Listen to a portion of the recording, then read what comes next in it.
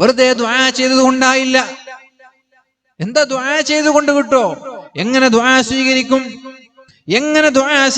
ദുആ സ്വീകരിക്കാനുള്ള എന്ത് മാനദണ്ഡമാണ് നമ്മുടെ കയ്യിലുള്ളത്? രാവിലെ മുതൽ വൈകുന്നേരം വരെ കരഞ്ഞാലും അല്ലാഹു ദുആ സ്വീകരിക്കുമെന്ന് ആരും വിചാരിക്കണ്ട. അതിനുള്ള മാനദണ്ഡം നമ്മുടെ കയ്യിലുണ്ടാവണം. ഒന്നാമത്തെ മാനദണ്ഡം ഖൽബുൻ സലീം, സംശുദ്ധ ഹൃദയം ഉണ്ടാവണം. പകയും വെറുപ്പുമില്ലാത്ത ഹൃദയം, ആളുകളോട് കുരുഷ്ടും കുറുമ്പുമില്ലാത്ത ഹൃദയം, വെറുപ്പില്ലാത്ത ഹൃദയം, ചൊടിയും പകയും വൈരാഗ്യവുമില്ലാത്ത ഹൃദയം. ഖൽബുൻ സലീം, ഹൃദയശുദ്ധിയില്ലാത്ത ആളുകളുടെ ദുആഇനും ഉത്തരം ലഭിക്കില്ല. മുഅ്മിനീങ്ങളെ, അല്ലാഹു നമ്മുടെ ഖൽബ് ശുദ്ധീകരിച്ചു തരട്ടെ. അല്ലാഹുവിനെ ഭയപ്പെടുന്നവരിൽ അല്ലാഹു നമ്മെ ഉൾപ്പെടുത്തട്ടെ. ഫഫല്യസ്ദുഖിൽ ഹദീസ്, സത്യം മാത്രം പറയാൻ ശ്രമിക്കണം, കളവ് പറയരുത്. നബി തങ്ങൾ പറഞ്ഞില്ലേ, ഖുലിൽ ഹഖ്ഖ വ ഇൻ കാന മുറാ, എത്ര കൈപ്പേറിയതാണെങ്കിലും സത്യം പറയാൻ ശ്രമിക്കണം. രണ്ടാമതായി നബി തങ്ങൾ പറഞ്ഞത് വല്യുഅദ്ദിൽ അമാന, വല്യുഅദ്ദിൽ അമാന, വിശ്വാസവഞ്ചന നടത്തരുത്. വിശ്വസിച്ച ഒരാൾ ഒരു കാര്യം ഏൽപ്പിച്ചാൽ ആ വാക്ക് പാലിക്കാൻ നമ്മൾക്ക് കഴിയണം. 3 കാര്യം നേരത്തെ പറഞ്ഞ 2 സ്വഭാവം ഓർമ്മയുണ്ടോ? ആദ്യം പറഞ്ഞ 2 സ്വഭാവം ഓർമ്മയുണ്ടോ? എന്താണ്? ഒന്ന് അൽ ഹിൽമു, ഹിൽമു എന്ന് പറഞ്ഞാൽ സഹനം. സഹനം എന്ന് പറഞ്ഞാൽ ക്ഷമിക്കാൻ, സ്വബർ പോലെയുള്ള ഒരു സ്വഭാവ വിശേഷണമാണ്. എല്ലാ കാര്യങ്ങളിലും ക്ഷമിക്കാനും സഹിക്കാനും നമ്മൾക്ക് കഴിയും. രണ്ടാമത്തേത് അൽ അനാതു, അനാത്ത് എന്ന് പറഞ്ഞാൽ ധൃതി കൂട്ടാതിരിക്കുക, കാര്യങ്ങളൊക്കെ ആലോചിച്ച് തീരുമാനിച്ചതിന് ശേഷം ചെയ്യാം, എടുത്തു ചാടാതിരിക്കുക, സാവധാനം, ഒരു അവധാനത, ചിന്തിച്ച് ഒരു കാര്യം ചെയ്യാം. മൂന്നാമത് ഫല്യസ്തുഖിൽ ഹദീസ്, സത്യം മാത്രം പറയാം. കുറെ അമലൊന്നും വേണ്ട നാളെ രക്ഷപ്പെടാൻ, ഇതൊക്കെ ജീവിതത്തിൽ പകർത്തിയാൽ തന്നെ രക്ഷപ്പെടും. കുറെ അമലൊന്നും വേണ്ട രക്ഷപ്പെടാൻ, ഇത് ജീവിതത്തിൽ പകർത്തിയാൽ തന്നെ രക്ഷപ്പെടും. വല്യുഅദ്ദിൽ അമാന, വിശ്വാസ വഞ്ചന നടത്തരുത്, പറ്റിക്കരുത്. ആളുകളെ, അയൽവാസികളെ, കുടുംബങ്ങളെ, കൂട്ടുകാരെ, കൂറുകാരെ, ഒരാളെയും വഞ്ചിക്കാതെ ജീവിക്കുക. ഒരാളൊരു കാര്യം വിശ്വസിച്ചേൽപ്പിച്ചാൽ ഒരു പക്ഷേ അത് വാക്കാവാം. നിങ്ങൾക്ക് ഓർമ്മയുണ്ടോ, അല്ലാഹുവിന്റെ ഹബീബായ റസൂലുള്ളാഹി സ്വല്ലല്ലാഹു അലൈഹി വസല്ലം മക്കയിൽ നിന്ന് മദീനയിലേക്ക് പോകുന്ന രംഗം ഓർമ്മയില്ലേ? മക്കയിൽ നിന്ന് മദീനയിലേക്ക് പോവല്ല, ആട്ടി ഓടിക്കാൻ. നിങ്ങളുടെ നാട്ടിൽ ജീവിച്ച ഒരാളെ നാട്ടിൽ നിന്ന് ഓടിക്കാൻ. എന്തിന്? നിങ്ങളൊരു സത്യം തുറന്നു പറഞ്ഞതിന്റെ പേരിൽ. അപ്പൊ നിങ്ങളെ കത്തിയും വടിയും വാളൊക്കെ പിടിച്ച് വീടൊക്കെ വളഞ്ഞു. നിങ്ങൾക്കാണെങ്കിൽ ഈ നാട്ടുകാര് ഏൽപ്പിച്ച കുറെ പൈസ നിങ്ങളെ കയ്യിലുണ്ട്. ഈ നാട്ടുകാർ പഴയ കാലത്ത്, ഇപ്പല്ല, ചൊടി ഉണ്ടാകുമ്പോഴല്ല, ദേഷ്യം ഉണ്ടാകുമ്പോഴല്ല, കുറച്ച് മുമ്പ് നിങ്ങളെ കയ്യിൽ, നിങ്ങൾ കുറച്ച് വിശ്വസ്തനായതുകൊണ്ട് ഒരാൾ 1 ലക്ഷം തന്നിട്ട് നിങ്ങൾ അവിടെ വെച്ചോ, അതുപോലെ ഒരു 10 പവൻ തന്നിട്ട് അവിടെ വെച്ചോ എന്നൊക്കെ പറഞ്ഞ് കുറച്ച് സൂക്ഷിക്കാൻ ഏൽപ്പിച്ച മുതലുണ്ട്. ആ ആളൊക്കെ വടിയും വാളും പിടിച്ചിട്ട് നിങ്ങളെ വീട് വളഞ്ഞിരിക്കുകയാണ്, ഈ പൈസ തന്ന ആളൊക്കെ നിങ്ങളെ കൊല്ലാൻ. അങ്ങനെ നിങ്ങൾ അവരറിയാതെ രക്ഷപ്പെടുമ്പോൾ സൂക്ഷിക്കാൻ ഏൽപ്പിച്ച മുതൽ അവർക്ക് നിങ്ങൾ തിരിച്ചു കൊടുക്കുമോ? ഇല്ലയോ? കൊടുക്കോ?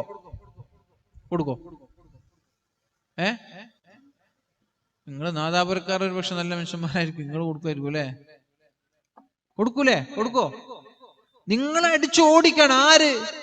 സൂക്ഷിക്കാൻ വേണ്ടി ഒരൽപ്പം ഒരു 10,000 രൂപ തന്ന ഒരാൾ തന്നെ നിങ്ങൾ അടിച്ചോടിക്കാൻ. അങ്ങനെ ഒരാളുടെ ക്യാഷ് നിങ്ങൾ തിരിച്ചു കൊടുക്കുവോ? ഇല്ല. അല്ലാഹുവിന്റെ ഹബീബിനെ വധിക്കാൻ വേണ്ടി വീട് വളഞ്ഞു. നബി തങ്ങളെ കണ്ടാൽ കൊല്ലണം, കൊന്നാൽ 100 ഒട്ടകം സമ്മാനം. കൊന്നവർക്ക് 100 ഒട്ടകമാണ് സമ്മാനം. 100 ഒട്ടകം എന്ന് പറഞ്ഞാല് ഒരു 100 കാറിന്റെ സ്ഥാനത്തെത്തി. 100 കാർ, 10 കാർ, 2 കാറുണ്ടെങ്കിൽ നമ്മൾ വലിയ മുതലാളി എന്നാ പറയാ. 100 ഒട്ടകം എന്ന് പറഞ്ഞാൽ 100 കാറിന്റെ സ്ഥാനത്തെത്തി. ഒട്ടകം എന്ന് പറഞ്ഞാൽ അന്നത്തെ ഏറ്റവും മുന്തിയ ഒരു വാഹനമാണ്. ഇന്നത്തെ സാധാ സ്വിഫ്റ്റും ആൾട്ടൊന്നും കാണണ്ട, നല്ല മുന്തിയ വാഹനം തന്നെ ആയിട്ട് കണ്ടോ. 100 ഒട്ടകം സമ്മാനമായി ലഭിക്കുമെന്ന് പറഞ്ഞപ്പോ വാളും പിടിച്ച് എല്ലാരും ഇറങ്ങി. നബി തങ്ങളുടെ കയ്യിൽ ഒരുപാട് ആളുകൾ സൂക്ഷിക്കാൻ വേണ്ടി ഒരുപാട് മുതലേൽപ്പിച്ചിട്ടുണ്ടായിരുന്നു. അള്ളാഹുവിന്റെ ഹബീബ് മഹാനായ അലി തങ്ങളോട് പറഞ്ഞു, ഞാനും സിദ്ദീഖും മദീനയിലേക്ക് പോവുക. ഇതാണ് വാക്ക് സൂക്ഷിക്കാൻ പറഞ്ഞത്. ഞാനും സിദ്ദീഖും മദീനയിലേക്ക് പോവാൻ. അതുകൊണ്ട് എന്നെ ഒരുപാട് ആളുകൾ ഏൽപ്പിച്ച സമ്പാദ്യങ്ങളുണ്ട്, സൂക്ഷിക്കാൻ ഏൽപ്പിച്ച മുതലുണ്ട്. അതെല്ലാം കൊടുത്തു വീട്ടാതെ നീ മദീനയിലേക്ക് വരാൻ പാടില്ല എന്ന് പറഞ്ഞ് മഹാനായ അലി തങ്ങളെ ഏൽപ്പിച്ചിട്ടാണ് അള്ളാഹുവിന്റെ ഹബീബ് മദീനയിലേക്ക് പോകുന്നത്. അതാണ് പറഞ്ഞത് വല്യു അജ്ജിൽ അമാന, സൂക്ഷിക്കാൻ ഏൽപ്പിച്ചാൽ ആ സൂക്ഷിപ്പ് മുതലിനെ തിരിച്ചു കൊടുക്കട്ടെ, അമാനത്തിനെ സൂക്ഷിക്കട്ടെ. അമാനത്തിൽ വഞ്ചന നടത്തരുത്, വിശ്വാസവഞ്ചന നടത്തരുത്. ഇതൊക്കെ അള്ളാഹുവിനും റസൂലിനും ഇഷ്ടപ്പെടാനുള്ള വഴികളാണ്. പിന്നെ മൂന്നാമതായി പറഞ്ഞു വലാ യുഅ്ദി ജാറ, അയൽവാസികളെ ദ്രോഹം ചെയ്യരുത്, അയൽവാസികളോട് മോശമായി പെരുമാറരുത്, അയൽവാസികളെ ശല്യം ചെയ്യരുത്. അയൽവാസി ആരായിക്കോട്ടെ, അയൽവാസി മുസ്ലിം ആയിക്കോട്ടെ, നോൺ മുസ്ലിം ആയിക്കോട്ടെ, കുടുംബക്കാരായിക്കോട്ടെ, നിങ്ങളുടെ നാട്ടുകാരായിക്കോട്ടെ, തറവാടോ പേരോ പ്രശസ്തിയോ മതമോ വർണ്ണമോ വർഗമോ നോക്കാതെ അയൽവാസികൾ ആരായാലും അവരെ ദ്രോഹിക്കാതിരിക്കലാണ് അള്ളാഹുവും അവന്റെ റസൂലും ഇഷ്ടപ്പെടാനുള്ള വഴി. അയൽവാസികളോട് മാന്യമായി പെരുമാറണം. വാക്കുകൾ കൊണ്ട് അയൽവാസികളെ ദ്രോഹിക്കരുത് എന്ന് പ്രത്യേകം പറയാൻ ഞാൻ ആഗ്രഹിക്കുകയാണ് എന്റെ പ്രിയപ്പെട്ട ഉമ്മമാരോട്. ഒരു കല്യാണം കഴിഞ്ഞു വന്നാൽ, ഒരു ഫംഗ്ഷൻ കഴിഞ്ഞു വന്നാൽ, ഒരു സൽക്കാരം കഴിഞ്ഞു വന്നാൽ അപ്പുറത്തുള്ള വീട്ടുകാരും ഇപ്പുറത്തുള്ള വീട്ടുകാരും ഇരുന്ന് പരസ്പരം പച്ചമാംസം തിന്നുന്നൊരു സ്വഭാവം നമ്മളിൽ ഉണ്ടാവരുത്. അയൽവാസികളെ ശല്യം ചെയ്യാതിരിക്കട്ടെ എന്ന് ഷഫീഉനാ റസൂലുള്ളാഹി. നമുക്ക് സ്ഥലമുണ്ടോ? അയൽവാസിക്ക് വണ്ടി പോവാൻ സ്ഥലമില്ലേ? ഒന്ന് കൊടുത്തേക്ക്. ഒരു പക്ഷേ നാളെ സ്വർഗം ലഭിക്കുന്നത് അതുകൊണ്ടായിരിക്കും. ഒന്നുമില്ല, ഞാൻ എത്രയോ സ്ഥലത്ത് അനുഭവിക്കാറുണ്ട്. ഭക്ഷണം കഴിക്കാനൊക്കെ പോകുമ്പോ വണ്ടി ഇങ്ങനെ മുട്ടിയില്ല, തട്ടിയില്ല എന്ന രീതിയിൽ ഇങ്ങനെ പോകണം. സിറാത്ത് പാലത്തിലൂടെ കടന്നു പോകുന്നത് പോലെ ഇഷ്ടംപോലെ അനുഭവങ്ങൾ ഉണ്ടാവാറുണ്ട്. സംഘാടകർക്ക് എന്താ, വണ്ടിയിൽ സ്ക്രാച്ച് ആയാലും നമ്മളല്ല പൈസ കൊടുത്ത് ശരിയാക്കണ്ടേ? എന്നാൽ എന്താ പ്രശ്നം? എന്താ, മതില് കുറച്ച് ഇങ്ങോട്ട് കെട്ടി, ഇയാള് കുറച്ച് ഇങ്ങോട്ടും കെട്ടി. ഇവരാണെങ്കിലും വല്ലാതെ കൺജസ്റ്റഡ് ആയിട്ട് പോകേണ്ട ഒരു അവസ്ഥ. എത്ര കാലം ഈ അയൽവാസികൾ കുടുംബക്കാരൊക്കെ വരുമ്പോ ഈ മതിലുള്ളവരെയും പ്രാഗിക്കൊണ്ടല്ലേ പോവാ?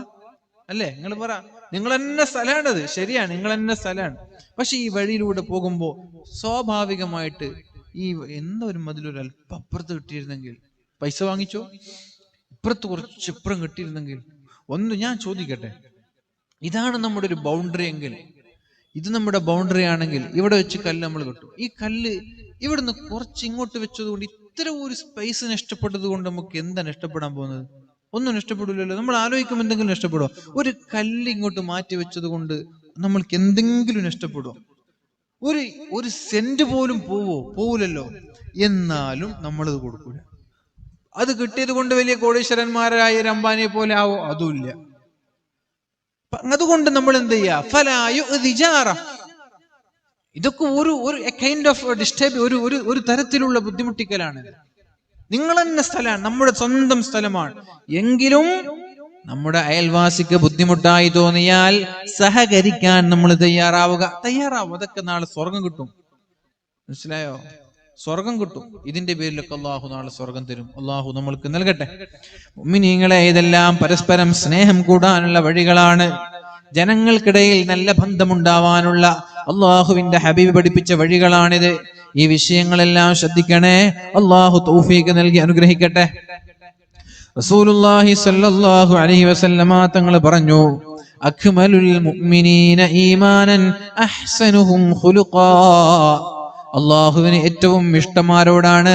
നിങ്ങളിൽ ഏറ്റവും നല്ല മുഅ്മിനാരാണ്? നിങ്ങളിൽ ഏറ്റവും നല്ല വിശ്വാസി ആരാണ്? അപ്പൊ നമ്മളൊക്കെ മുഅ്മിനാണോ? ആണ്.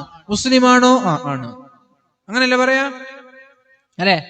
മുഅ്മിനല്ലേ? മുഅ്മിൻ ഈമാൻ കാര്യം 6 കാര്യം വിശ്വസിച്ച മുഅ്മിനായി. നമ്മുടെ അഭിപ്രായത്തിൽ ഈമാൻ കാര്യങ്ങൾ 6 വിശ്വസിച്ചാൽ മുഅ്മിനായി. ഇസ്ലാം കാര്യം 5 നമ്മൾ അമല് ചെയ്യാനും വിശ്വസിക്കാനും തുടങ്ങിയാൽ മുസ്ലിമായി. പക്ഷേ പരിപൂർണമായ മുഅ്മിനുണ്ട്. ഈമാനിന്റെ ഒരു പരിപൂർണതയുണ്ട്. ഈമാനിനൊരു മാധുര്യം ലഭിക്കാനുണ്ട്. ഈമാനിനൊരു രുചിയുണ്ട്. ഈമാനിനൊരു ടേസ്റ്റ് കിട്ടാനുണ്ട്. ഈമാനിനൊരു ഒരു രസം കിട്ടാനുണ്ട്. അക്മലുൽ മുഅ്മിനീന ഈമാനൻ, നിങ്ങളിൽ ഏറ്റവും നല്ല വിശ്വാസി ആരാണെന്ന് ചോദിച്ചാൽ അഹ്സനുഹും ഖുലുഖാ, ഏറ്റവും നല്ല സ്വഭാവക്കാരാണെന്ന് ശഫീഉനാ റസൂലുള്ളാഹി സ്വല്ലല്ലാഹു അലൈഹി വസല്ലം. ഇവിടെ തഹജ്ജുദുകാരനെ പ്രതിപാദിച്ചില്ല, ജമാഅത്തിന് പള്ളിക്ക് പോകുന്നവനെ കുറിച്ച് പറഞ്ഞില്ല, ഖുർആൻ ഓതുന്നവരെ കുറിച്ച് പറഞ്ഞില്ല, ദുഹാ നിസ്കരിക്കുന്നവനെ കുറിച്ച് പറഞ്ഞില്ല, തസ്ബീഹ് മാല കയ്യിൽ പിടിക്കുന്നവനെ കുറിച്ചും പറഞ്ഞില്ല. ഈമാനിലെ പരിപൂർണത എന്നാൽ സ്വഭാവത്തിന്റെ പരിപൂർണതയാണെന്ന് ശഫീഉനാ റസൂലുള്ളാഹി സ്വല്ലല്ലാഹു അലൈഹി വസല്ലം. അക്മൽ എന്ന് പറഞ്ഞാൽ ഏറ്റവും പരിപൂർണനായ മുഅ്മിൻ. അക്മൽ, കാമിൽ, അക്മൽ, കമാൽ, ഇതൊക്കെ പരിപൂർണതയാണ്. അതിൽ ഏറ്റവും ടോപ്പാണ് അക്മൽ. അഹ്സൻ, അതിലേറ്റവും ടോപ്പാണ്, സ്വഭാവത്തിൽ ഏറ്റവും നല്ലതാണ് അഹ്സൻ. ഹസൻ ഉണ്ട്, ഹുസൈൻ ഉണ്ട്, ഹസീന, അങ്ങനെ ഹസൻ, അഹ്സൻ. അഹ്സനുഹും ഖുലുഖാ, നിങ്ങളിൽ ഏറ്റവും നല്ല സ്വഭാവക്കാർക്കാണ് ഏറ്റവും പരിപൂർണമായ ഈമാനെന്ന് അല്ലാഹുവിന്റെ ഹബീബായ റസൂലുള്ളാഹി സ്വല്ലല്ലാഹു അലൈഹി വസല്ലം. എന്താ വേണ്ടത്? നല്ല സ്വഭാവമുള്ള ആളുകളായി മാറുക, ഏറ്റവും നല്ല സ്വഭാവക്കാരായി മാറുക. ഇങ്ങനെ സ്വഭാവത്തെ കുറിച്ച് പറയുമ്പോൾ, സ്വഭാവം എന്ന് പറഞ്ഞാൽ വെറും സലാം പറയൽ, സലാം മടക്കലുമല്ല, കാണുമ്പോൾ പുഞ്ചിരിക്കൽ മാത്രമല്ല. സ്വഭാവം എന്ന് പറഞ്ഞാൽ നമ്മുടെ സാമ്പത്തിക ഇടപാടിൽ ആ സ്വഭാവം കാണണം, നമ്മുടെ കച്ചവടങ്ങളിൽ ആ സ്വഭാവം കാണണം. വേണ്ടേ? സംഘടനാ പ്രവർത്തകർ ആ പ്രവർത്തന സമയങ്ങളിൽ അവരുടെ ആ സ്വഭാവം കാണണം. രക്ഷിതാക്കളിൽ മക്കൾ കാണണം, മക്കളിൽ രക്ഷിതാക്കൾ കാണണം, എല്ലാവരും ആ സ്വഭാവം കാണണം. റസൂലുള്ളാഹി സ്വല്ലല്ലാഹു അലൈഹി വസല്ലമ തങ്ങൾ പറയുന്നുണ്ട്, മഹാനായ അബൂ ഹുറൈറ റളിയല്ലാഹു അൻഹു റിപ്പോർട്ട് ചെയ്യുന്ന ഹദീസാണ്, യഅതി അലന്നാസി സമാൻ, ജനങ്ങളിലേക്കൊരു കാലം വരാനുണ്ട്. യഅതി അലന്നാസി സമാൻ, ജനങ്ങളിലേക്കൊരു കാലം വരാനുണ്ട്. ശ്രദ്ധിച്ചോട്ടോ, എന്താ ഈ കാലം?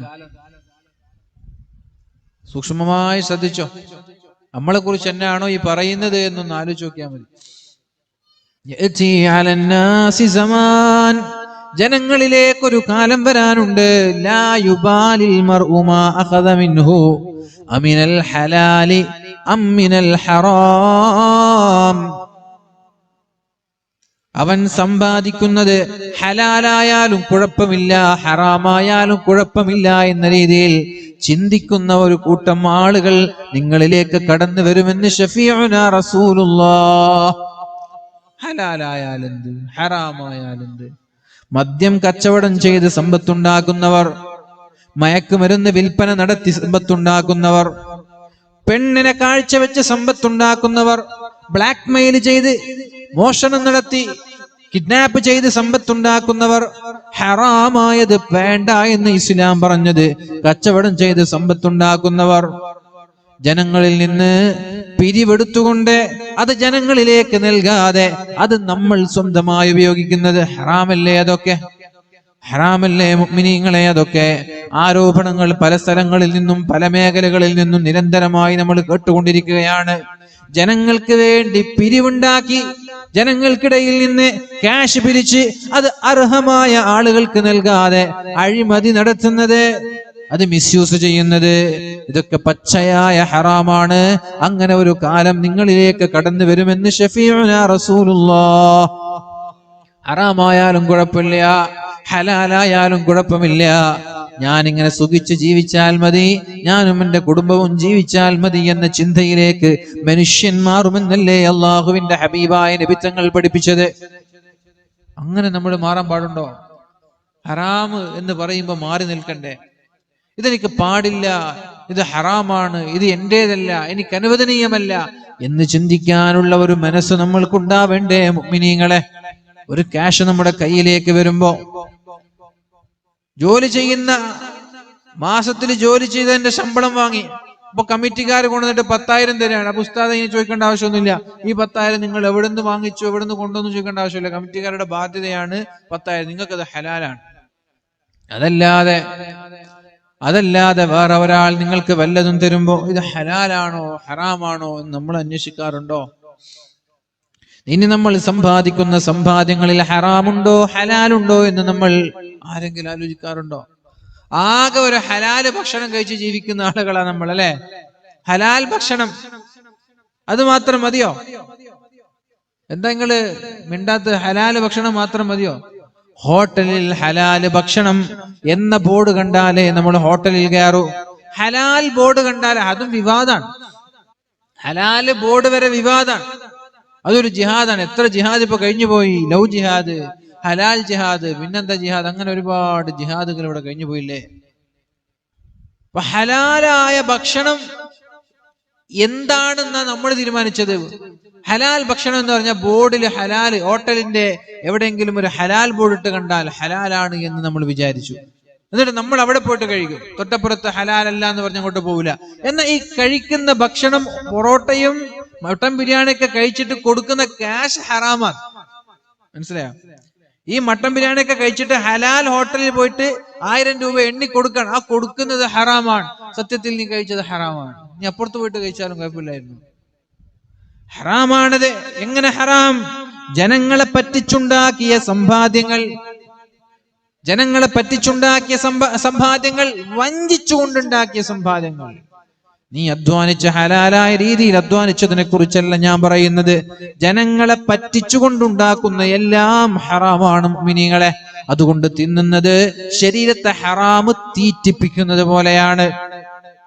അങ്ങനെ അമിനൽ ഹലാലി അമിനൽ ഹറാം, ഹറാമാണോ ഹലാലാണോ എന്ന് ആലോചിക്കാതെ ഒരുപാട് ആളുകൾ അങ്ങനെ ചെയ്യുന്നുണ്ട്. ഈ സ്വഭാവം എന്ന് പറയുമ്പോൾ വെറും നമ്മുടെ പെരുമാറ്റത്തിൽ മാത്രമല്ല, നമ്മുടെ സമ്പാദ്യത്തിലും അതുണ്ട് എന്ന് നമ്മൾ മനസ്സിലാക്കുക. നമ്മൾ അധ്വാനിക്കുന്നത്, നമ്മൾ നേടുന്നതൊക്കെ അതിന്റെ ഭാഗമാണ്. ഹറാമായത് ഒരിക്കലും നമ്മുടെ സമ്പാദ്യങ്ങളിൽ പെടാതിരിക്കാൻ പ്രത്യേകമായി നമ്മൾ ശ്രദ്ധിക്കുക. അല്ലാഹു റബ്ബ് സുബ്ഹാനഹു വ തആല തൗഫീഖ് നൽകട്ടെ. ഗൾഫിൽ പോയി ജോലി ചെയ്യുന്ന നമ്മുടെ മക്കളോട് പറയണം, ഹറാമായത് സമ്പാദിച്ച് ഇങ്ങോട്ട് കൊണ്ടുവരരുത് എന്ന്. മനസ്സിലായോ? സമ്പത്തുണ്ടാക്കാൻ വ്യഗ്രത കാണിക്കുന്ന നമ്മൾ നമ്മുടെ മക്കളോട് പറയണം, മോനെ, എത്ര കഷ്ടപ്പെട്ടാലും പ്രയാസപ്പെട്ടാലും ഹറാമ് കൊണ്ട് എന്റെ വീട്ടിലേക്ക് വരരുത് എന്ന് പറയാൻ എന്റെ പ്രിയപ്പെട്ട രക്ഷിതാക്കളായ ഉപ്പമാർക്കും ഉമ്മമാർക്കും കഴിയണം. അല്ലാഹു തൗഫീഖ് ചെയ്യട്ടെ. നിങ്ങൾ പറയൂലേ മക്കളോടൊക്കെ? പറയില്ലേ? മഹാനായ മുഹൈദ്ദീൻ ശൈഖിനോട് ഉമ്മ പറഞ്ഞൊരു ഉപദേശം, കളവ് പാറയല്ല എന്നുമ്മ ചൊന്നാരെ, കള്ളന്റെ കയ്യില് പൊന്ന് കൊടുത്തോവർ. ഒരൊറ്റൊരു ഉപദേശം മഹാനായ മുഹൈദ്ദീൻ ശൈഖിന്റെ ജീവിതത്തെ മാറ്റിന. അങ്ങനെ ഒരു ഉപദേശം ജീവിതത്തിൽ മക്കൾക്ക് കൊടുക്കാൻ എന്റെ രക്ഷിതാക്കളെ നിങ്ങൾക്ക് കഴിഞ്ഞിട്ടുണ്ടോ? കളവ് പാറയല്ല എന്നുമ്മ ചൊന്നാരെ, കള്ളന്റെ കയ്യില് പൊന്ന് കൊടുത്തോവർ. യാത്ര പോകുന്ന സമയത്ത് മാതാവിന്റെ ഉപദേശമാണ് പൊന്നുമോനോട്, മോനെ, ജീവിതത്തിൽ ആരോടും കളവ് പറയരുത്. നമ്മളാണെങ്കിൽ യാത്ര പോകുന്ന മക്കളോട് എന്താ പറയാ? ഉച്ചയ്ക്ക് കൃത്യമായി ഭക്ഷണം കഴിക്കണം മോനെ, അല്ലെ?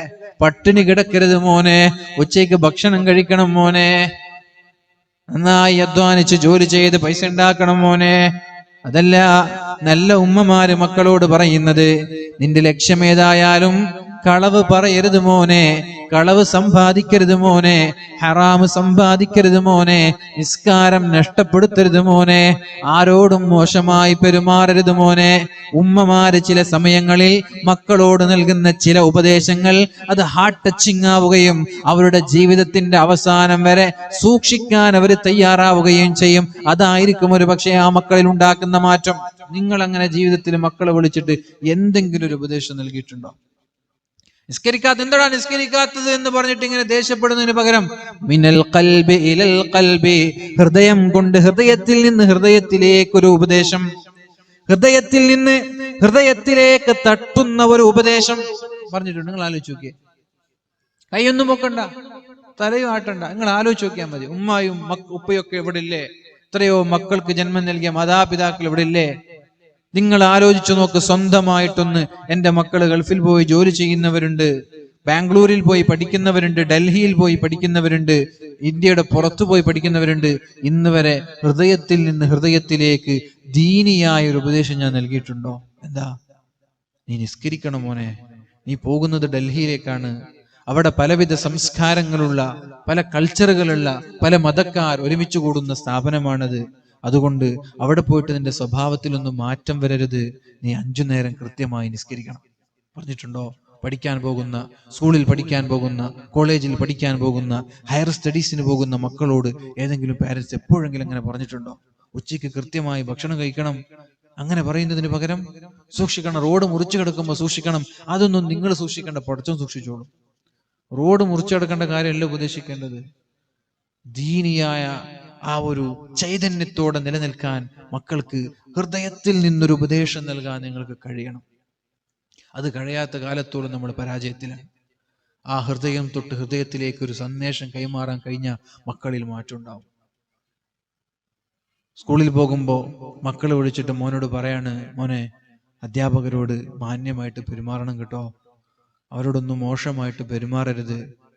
അപ്പുറത്തെ നിന്റെ തൊട്ടടുത്തുള്ള ഒരാള് ഭക്ഷണം കഴിക്കാൻ കഴിയാതെ പട്ടിണി കിടക്കുന്ന, ടിഫിൻ പോലും കൊണ്ടുവരാത്ത ഒരാളുണ്ടെങ്കിൽ നിന്റെ ഭക്ഷണം അവർക്ക് ഷെയർ ചെയ്യണം എന്ന് പറയുന്നതിന് പകരം നീ തന്നെ വയറ് നിറച്ച് തിന്നണം എന്നല്ല ഉമ്മമാരെ നമ്മൾ കൊടുക്കേണ്ട ഉപദേശം. അങ്ങനെയല്ല കൊടുക്കേണ്ടത്. പെന്നില്ലാത്തവൻ, പേനയില്ലാത്തവന് നിന്റെ കയ്യിൽ നിന്നൊരു പേന കൊടുത്തിട്ട് നീ സഹായിക്കണം. ഇതൊക്കെ നമ്മുടെ ജീവിതത്തിൽ നിന്നവർ കണ്ടറിയണം, അനുഭവിച്ചറിയണം. ഉമ്മമാരിൽ നിന്ന്, ഉപ്പമാരിൽ നിന്ന് നുകരാൻ, ആസ്വദിക്കാൻ, അനുഭവിക്കാൻ നമ്മുടെ മക്കൾക്ക് കഴിയണം. അള്ളാഹു തൗഫീഖ് ചെയ്യട്ടെ. അപ്പൊ അതുകൊണ്ട് മക്കളൊന്നും വെറുതെ ഇങ്ങനെ നന്നാവൂല, ഓട്ടോമാറ്റിക്കായി അപ്രതീക്ഷിതമായിട്ടൊന്നും നന്നാവൂല. അതിനൊക്കെ പിന്നെ ഒരുപാട് അധ്വാനങ്ങളുണ്ട്. അള്ളാഹു നമ്മുടെ മക്കളെയൊക്കെ നന്നാക്കി തരട്ടെ. ഉമ്മിനീങ്ങളെ, അതുകൊണ്ട് മഹാനായ മുഹയ്യദ്ദീൻ ഷേഖിന്റെ ജീവിതത്തിലെ മാറ്റം ഈ ഉമ്മയുടെ ഒരൊറ്റൊരു ഉപദേശമാണ്. കളവ് പറയല്ല. കള്ളന്മാര് ചോദിച്ചു, നിന്റെ കയ്യിൽ എന്താ ഉള്ളത്? കുപ്പായത്തിന്റെ പിൻഭാഗത്ത് പിൻ ചെയ്തു വെച്ചിരുന്ന നോട്ട് കെട്ടെടുത്തിട്ട് കള്ളന്മാർ കൊടുത്തു. എല്ലാരും എന്താ ഉള്ളത്?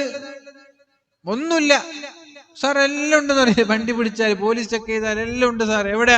വീട്ടിലെന്ന് പറയാ. എവിടെ വീട്ടിൽ? ഹെൽമെറ്റ് ഉണ്ടാവൂല, ലൈസൻസ് ഉണ്ടാവൂല, സ്മോക്ക് പൊല്യൂഷൻ ഉണ്ടാവൂല, ഇൻഷുറൻസ് ഉണ്ടാവൂല, RC ഉണ്ടാവില്ല, ഒന്നും ഉണ്ടാവില്ല, എല്ലാം ഉണ്ടെന്ന് പറയും. കളവ് പറയും.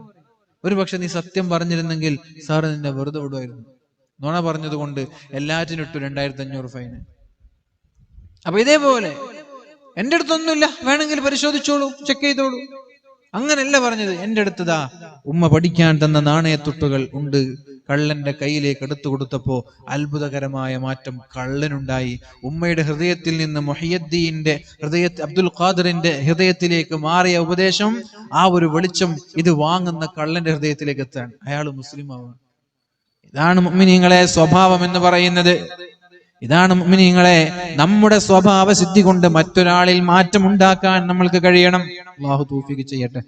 തൊട്ടപ്പുറത്തിരിക്കുന്ന ഒരു യാത്രക്കാരൻ, ട്രെയിനായാലും ഫ്ലൈറ്റ് ആയാലും ബസ്സായാലും അവർക്ക് ശല്യമുണ്ടാക്കുന്ന രീതിയിൽ ഒരു പ്രവർത്തനം നമ്മളിൽ ഉണ്ടാവരുത്. നിങ്ങൾ ട്രെയിനിൽ യാത്ര ചെയ്യണം, അപ്പൊ നിങ്ങൾക്ക് നിസ്കരിക്കണം. അങ്ങനെ നിങ്ങൾ വുളു എടുക്കാൻ പോയി, ഒലുവൊക്കെ എടുത്ത് വരുമ്പോ, ഒലു ചെയ്തിട്ട് വരുമ്പോ ചെരുപ്പിലൊക്കെ വെള്ളമായി, ആ വെള്ളം ഇങ്ങോട്ട് ടപ്പ എന്ന് പറഞ്ഞ് അങ്ങോട്ടും ഇങ്ങോട്ട് തെറിപ്പിച്ച് അപ്പുറത്തെ യാത്ര ചെയ്യുന്ന ആളുകൾക്ക് ബുദ്ധിമുട്ടായി, ഇപ്പുറത്തിരിക്കുന്ന ആളുടെ കൈയൊക്കെ നനഞ്ഞു. നിങ്ങൾ നിസ്കരിക്കുമ്പോൾ അവർക്കൊക്കെ ശല്യമായി. ഈ നിസ്കാരം ഒരു പക്ഷെ ദീനിന് ദോഷമാണ് ഉണ്ടാക്കുക. ഈ നിസ്കാരം കൊണ്ട് ദീനിന് ദോഷമാണ് ഉണ്ടാക്കുക.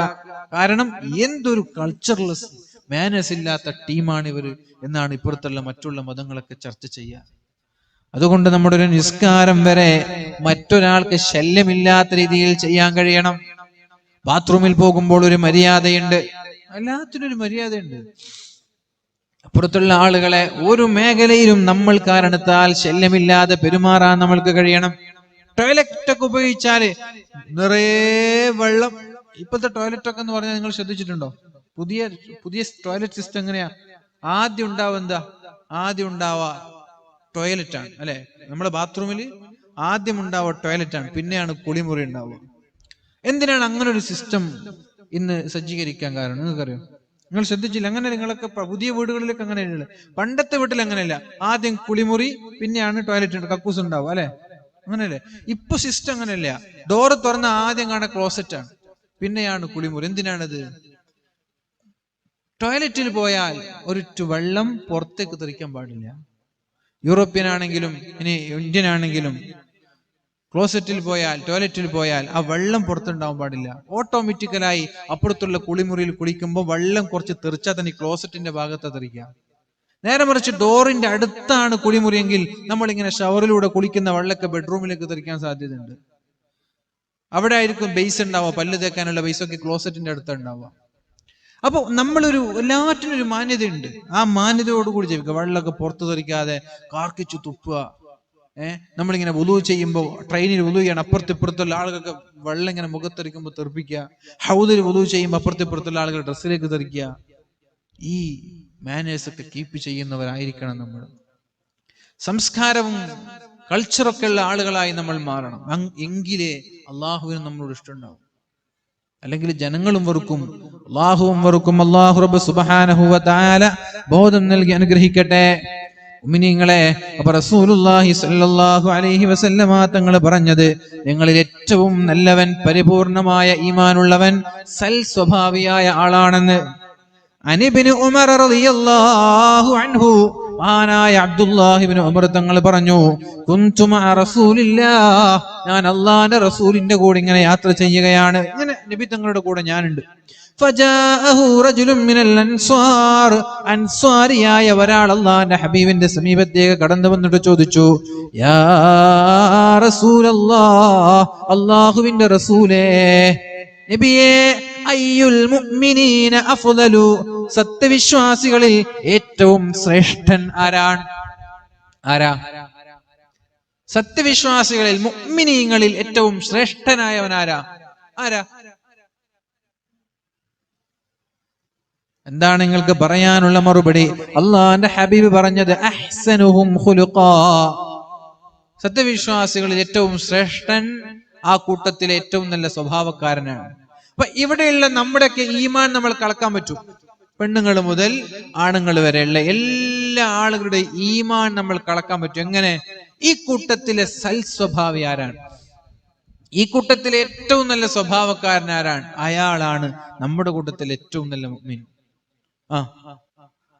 അതല്ലാതെ രാവിലെ എണീറ്റത് മുതൽ വൈകുന്നേരം വരെ ഇസ്ബാദത്തും നിസ്കാരവും തസ്ബീഹും സുജൂദൊക്കെ ചെയ്ത് ജനങ്ങളെ വെറുപ്പിച്ച് ജീവിക്കുന്നവനല്ല മുഅ്മിൻ. മുഅ്മിൻ എന്ന് പറഞ്ഞാൽ അഹ്സനുഹും ഖുലുഖാ. ഈ കൂട്ടത്തിൽ ഒരാൾക്കും പരാതിയില്ലാത്ത ആരായിരിക്കും? ഒരു മനുഷ്യൻ, അയാളെ കുറിച്ച് ആർക്കും പരാതിയില്ല. നിങ്ങൾക്ക് അങ്ങനെ മരിക്കാൻ കഴിയുമെങ്കിൽ മരിക്കണമെന്നാണ് പറയാനുള്ളത്. ലാ ഇലാഹ ഇല്ലല്ലാഹ് ചൊല്ലി മരിക്കാൻ ആഗ്രഹമില്ലേ? ഇല്ലേ? ഉമ്മമാരെ, സഹോദരിമാരെ, എന്റെ പ്രിയപ്പെട്ട ജ്യേഷ്ഠാനുജന്മാരോട് ലാ ഇലാഹ ഇല്ലല്ലാഹ് എന്ന് ചൊല്ലി ഈമാൻ സലാമത്തായി മരിക്കാൻ നമ്മൾക്ക് ആഗ്രഹമുണ്ടോ? ഉണ്ടെങ്കിൽ എന്താ ചെയ്യേണ്ടത്? നമ്മൾ ചെയ്യേണ്ടത് നമ്മെക്കുറിച്ച് ആർക്കും പരാതി ഉണ്ടാവാതിരിക്കുക എന്നുള്ളതാണ്. മരിക്കുന്ന സമയത്ത് നമ്മളെക്കുറിച്ച് ആർക്കും ഒരു പരാതി ഉണ്ടാവാതിരിക്കുക. അത് നിങ്ങൾക്ക് പറ്റുമോ? അങ്ങനെ ജീവിക്കാൻ നിങ്ങൾക്ക് കഴിയോ? പരാതിയില്ലാതെ ജീവിക്കാൻ നിങ്ങൾക്ക് കഴിയോ? കഴിയോ? ഇൻഷാ അല്ലാഹ്. കഴിഞ്ഞതൊക്കെ പോട്ടെ, ഇനിയുള്ള കാലം കഴിഞ്ഞതിനെ കുറിച്ച് ആലോചിച്ചിട്ട് കാര്യമില്ലല്ലോ. ഇല്ല, ചത്ത കുഞ്ഞിന്റെ ജാതകം നോക്കിയിട്ട് കാര്യമുണ്ടോ? കഴിഞ്ഞതിനെ നോക്കിയിട്ട് എന്താ കാര്യം? ഇനി വരാനിരിക്കുന്ന സമയങ്ങളിൽ നമ്മെക്കുറിച്ച് മറ്റൊരാൾക്ക് പരാതിയില്ലാതെ ജീവിക്കാൻ നമ്മൾക്ക് കഴിയണം. എവിടെന്നാ തുടങ്ങേണ്ടത്? From where we start? പറയൂ. വീട്ടിൽ നിന്നാ തുടങ്ങേണ്ടത്. സ്വന്തം ഭാര്യയ്ക്ക് നമ്മളെ കുറിച്ച് പരാതി ഉണ്ടാവാൻ പാടില്ല. വായ തുറന്ന 100 കൂട്ടം പരാതി പറയാത്ത ഏതെങ്കിലും പുതിയാപ്പിളമാരുടെ ഉണ്ടോ? പുതിയാപ്പിളിനെ കുറിച്ചിട്ട് നല്ലത് പറഞ്ഞേതെങ്കിലും ഭാര്യമാരുടെ ഉണ്ടോ? ഞാൻ ഇന്ന് വരെ എന്റെ ഭർത്താവിനൊരു കുറ്റവും പറഞ്ഞിട്ടില്ല, എനിക്കൊരു പരാതിയില്ല എന്ന അഭിപ്രായമുള്ള പെണ്ണുങ്ങളുണ്ടോ? എന്തെങ്കിലും താഴോട്ടൊക്കെ ഇങ്ങൊന്നും കല്യാണം കഴിക്കാത്ത പോലെ. നിങ്ങളെ പെണ്ണുങ്ങളൊക്കെ എന്താണ് നിങ്ങളെ കുറിച്ചുള്ള അഭിപ്രായം? നല്ല അഭിപ്രായമാണോ? അള്ളാഹുവിന്റെ ഹബീബായ റസൂലുള്ളാഹി സ്വല്ലല്ലാഹു അലൈഹി വസല്ലമ തങ്ങളെ കുറിച്ച് മഹദിമാരായ ഭാര്യമാര് പറഞ്ഞതുപോലെ നിങ്ങളെ ഭാര്യമാര് നിങ്ങളെ കുറിച്ച് പറയോ? ഇല്ല. മാ ഗളബനി, എന്നെ എന്റെ ഹബീബ് അടിച്ചിട്ടില്ല, ആക്ഷേപിച്ചിട്ടില്ല, ചീത്ത പറഞ്ഞിട്ടില്ല, കുറ്റം പറഞ്ഞിട്ടില്ല. ആരാ പറയുന്നത്? 9 ഭാര്യമാരുണ്ടായിരുന്നു. നമുക്ക് ഒരു ഭാര്യനെ തന്നെ തൃപ്തിപ്പെടുത്താൻ കഴിയുന്നില്ല, പിന്നെ രണ്ടാമതിനെ കുറിച്ച് ആലോചിക്കുന്നല്ലേ. ഒരു ഭാര്യയെ പോലും തൃപ്തിപ്പെടുത്താൻ കഴിയാത്ത നമ്മൾ സ്വന്തം ഭാര്യമാർക്ക് എത്രത്തോളം പരാതികളാണ് നമ്മെ കുറിച്ചുള്ളത്. അതിപ്പോ പ്രസംഗിക്കുന്ന ഞാനാണെങ്കിലും ശരി, ആരാണെങ്കിലും ശരി, അള്ളാഹുവിന്റെ ഹബീബിനെ കുറിച്ച് ഭാര്യമാര് പറഞ്ഞത്, ഇന്നേ വരെ ഞങ്ങളെ അടിച്ചിട്ടില്ല, ചീത്ത പറഞ്ഞിട്ടില്ല, കുറ്റം പറഞ്ഞിട്ടില്ല. അതുപോലെ നമ്മുടെ ഭാര്യമാര് പറയണം, തുടങ്ങേണ്ടത് നമ്മുടെ വീട്ടിൽ നിന്നാണ്, ഭാര്യമാരിൽ നിന്ന്, മക്കളിൽ നിന്ന്, മാതാപിതാക്കളിൽ നിന്ന്, അയൽപക്കങ്ങളിൽ നിന്ന്, നാട്ടുകാരിൽ നിന്ന്. പിന്നെ നമ്മൾ എവിടെയൊക്കെയാണോ ഇടപെടുന്നത്, ആ ഇടപഴകുന്ന ആളുകളൊക്കെ നമ്മളെ കുറിച്ച് പരാതിയില്ലാത്തവരായാൽ ഇൻഷാ അല്ലാഹ് ലാ ഇലാഹ ഇല്ലല്ലാഹ് എന്ന് ചൊല്ലി മരിക്കാൻ കഴിയും, ഈമാൻ സലാമത്തായി മരിക്കാൻ കഴിയും. അല്ലാഹു തൗഫീഖ് ചെയ്യട്ടെ. അത് തന്നെയാണ് രക്ഷപ്പെടാനുള്ള മാനദണ്ഡം. അല്ലാഹുവിന്റെ റസൂൽ സല്ലല്ലാഹു അലൈഹി വസല്ലമ തങ്ങൾ പറയുന്ന ഒരു ഹദീസ്, മഹദിയായ ആയിഷ ബീവി റളിയല്ലാഹു അൻഹാ പറയുന്നുണ്ട്, ഇന്നൽ മുഅ്മിന, നിശ്ചയം ഒരു വിശ്വാസി, ലയുദ്രികു ബിഹുസ്നി ഖുലുഖിഹി, സൽ സ്വഭാവം കൊണ്ട് അയാൾ എവിടേക്കൊക്കെ എത്തിപ്പെടുമെന്ന് ആലോചിക്കണം. അല്ലേ, കോളേജൊക്കെ തുടങ്ങിയില്ലേ, സ്കൂളും കോളേജൊക്കെ തുടങ്ങിയില്ലേ, തുടങ്ങിയോ?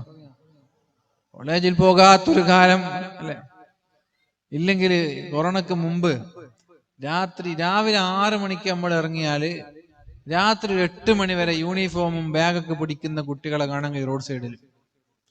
ഞാൻ എപ്പോഴും ശ്രദ്ധിക്കാറുള്ള ഒരു വിഷയം, രാവിലെ റമദാനിലൊക്കെ രാവിലെ ആണല്ലോ വേദം ഉണ്ടാവുക, 10 മണിക്കാണല്ലോ. 10 മണിക്ക് പോകണമെങ്കിൽ വീട്ടിൽ നിന്ന് ചിലപ്പോൾ 6 മണിക്ക് 5 മണിക്കൊക്കെ ഇറങ്ങേണ്ടി വരും ചില സ്ഥലത്ത് എത്തിപ്പെടണമെങ്കിൽ. അപ്പൊ 6 മണിക്ക് ഇറങ്ങി അപ്പോൾ ഉണ്ടാവും യൂണിഫോം ഇട്ടിട്ട് അല്ലെങ്കിൽ ബാഗ് ഇട്ടിട്ട് കോളേജ് കുട്ടികൾ. ഇനി രാത്രി വേലൊക്കെ കഴിഞ്ഞിട്ട് 8 മണിക്ക് വരുമ്പോഴും ഉണ്ടാവും കോളേജ് കുട്ടികൾ, വൈകുന്നേരം ഉണ്ടാവും, ഉച്ചക്ക് ഉണ്ടാവും, 12 മണിക്ക് ഉണ്ടാവും. എപ്പോൾ നോക്കിയാലും സ്കൂൾ കുട്ടികളും കോളേജ് കുട്ടികളും റോഡ് സൈഡ് ഉണ്ടാവും. അവര് വരെ വീട്ടിലിരുന്നു 1 വർഷക്കാലം അല്ലെ. ഓട്ടോമാറ്റിക്കായിട്ട് പ്രൊമോഷൻ കിട്ടി നമ്മുടെ മക്കൾക്കൊക്കെ, 6-ൽ നിന്ന് 7-ലേക്ക്, 7-ൽ നിന്ന് 8-ലേക്ക്. അല്ലാത്തൊരു കാലം. ഈ കാലത്തെ കുറിച്ച് നിങ്ങൾ ആലോചിച്ച് നോക്കിയേ. ഇങ്ങനൊരു കാലം ഈ വയസ്സായ 60-ഉം 70-ഒക്കെ വയസ്സായ നിങ്ങളുടെ ജീവിതത്തിൽ ഉണ്ടായിട്ടുണ്ടോ? പ്രകൃതിയൊക്കെ ഒന്ന് മനോഹരായില്ലേ, ആക്സിഡന്റ് കുറഞ്ഞില്ലേ? നിങ്ങൾ കൊറോണക്ക് ഇത്ര മരിച്ചു എന്നൊക്കെ എണ്ണുന്നതിന് പകരം എത്ര ആക്സിഡന്റ് കാരണം മരണം കുറഞ്ഞ് നിങ്ങൾ ആലോചിച്ചോ? കൊറോണയുടെ കാലത്ത് എത്രയാണ് ആക്സിഡന്റ് കാരണം മരണം കുറഞ്ഞത്. ഇപ്പൊ ഡെയിലി മരിക്കുന്നു 100,000 ആളുകൾ, 100 ആളുകൾ ഡെയിലി. കേരളത്തിൽ തന്നെ 100 ആളുകൾ ആക്സിഡന്റിലൂടെ മരിക്കുന്നു ഡെയിലി. കൊറോണക്ക് 100 മരിച്ച ഏതെങ്കിലും ദിവസം ഉണ്ടോ? കേരളത്തിൽ 100 ആളുകൾ മരിച്ച ഏതെങ്കിലും ദിവസം കേരളത്തിലുണ്ടോ? ഉണ്ടോ ഈ മാർച്ച് മുതൽ ഇതുവരെ? ഇല്ല, ഇല്ലെന്ന് എനിക്ക് തോന്നുന്നു. ഇല്ല, കേരളത്തിലാണ്, ടോട്ടൽ അല്ല. കേരളത്തിൽ 100 ആളുകൾ ദിവസവും മരിക്കുന്നു ആക്സിഡന്റിലൂടെ, അപകടങ്ങളിലൂടെ.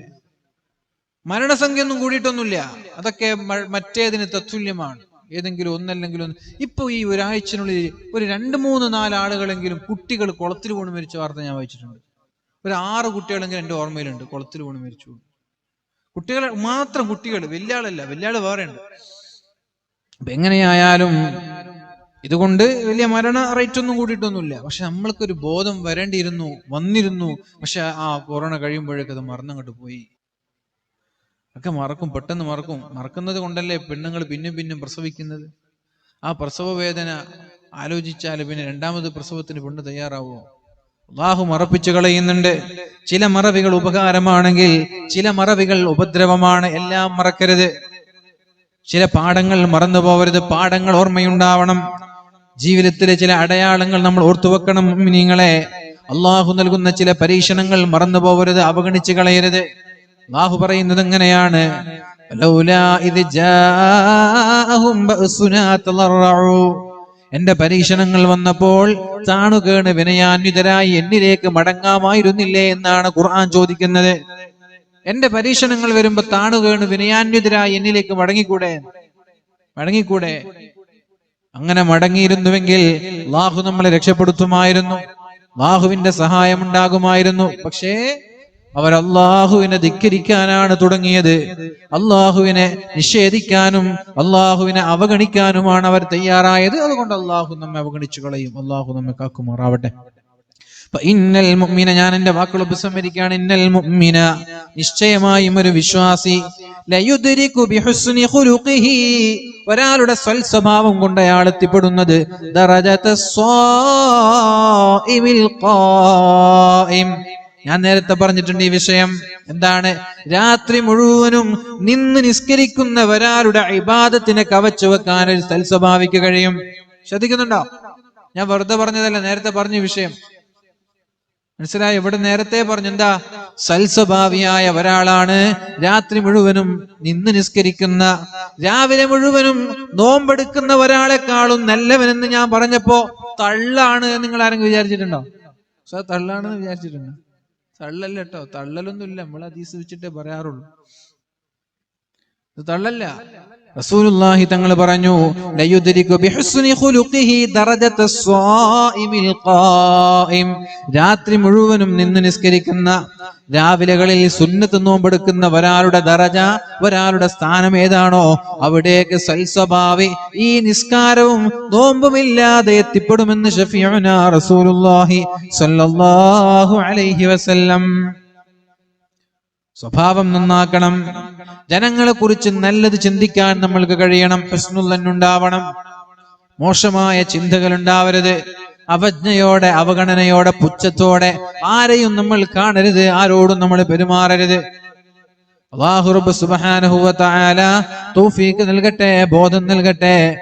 എന്റെ പ്രിയമുള്ള മുഅ്മിനീങ്ങളെ, അവസാനമായ ഒരു വിഷയം കൂടി ഞാൻ ഉണർത്താൻ ആഗ്രഹിക്കുന്നത്, അല്ലാഹുവിന്റെ ഹബീബായ റസൂലുള്ളാഹി സ്വല്ലല്ലാഹു അലൈഹി വസല്ലമ തങ്ങൾ ഒരു ചോദ്യം ചോദിക്കുന്നുണ്ട്. മഹാനായ അംർ ഇബ്നു ശുഐബ് റളിയല്ലാഹു അൻഹു റിപ്പോർട്ട് ചെയ്യുന്ന ഹദീസാണിത്. നബി തങ്ങൾ ചോദിച്ചു, ഉഖ്ബിറുക്കും ബിഅഹബ്ബിക്കും ഇലയ്യ വഅഖറബിക്കും മിന്നി മജ്ലിസൻ യൗമൽ ഖിയാമ.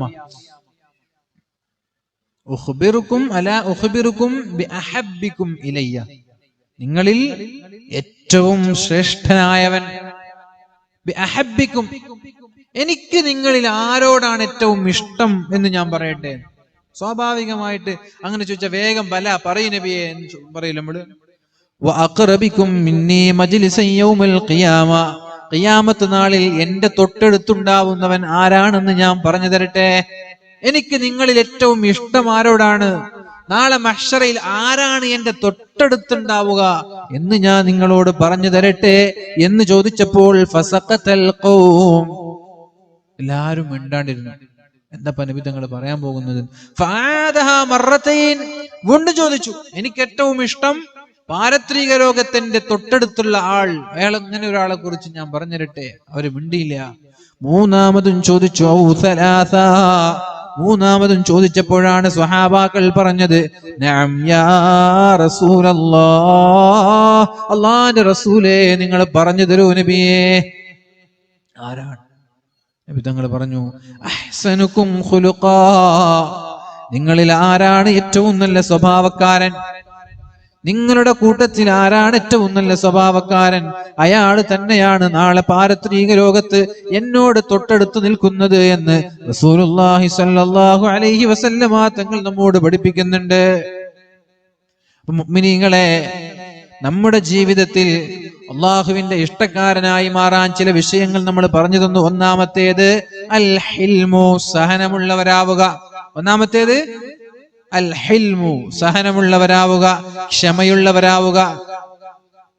പെട്ടെന്ന് ആളുകളോട് കോപിക്കാതിരിക്കുക.